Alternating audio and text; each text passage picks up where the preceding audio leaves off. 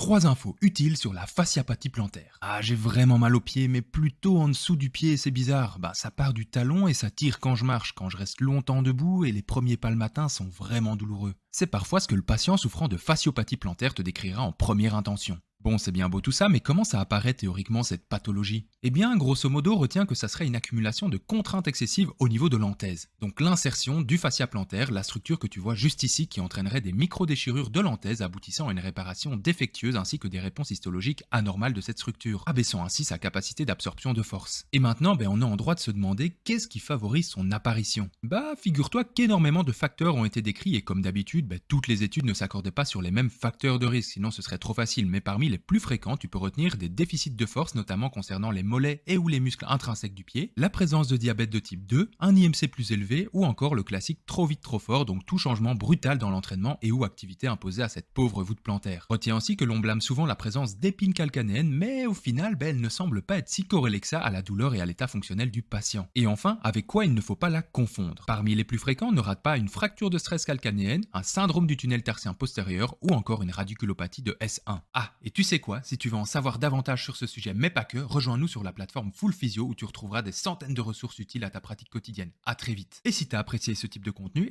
fais-le savoir en commentaire.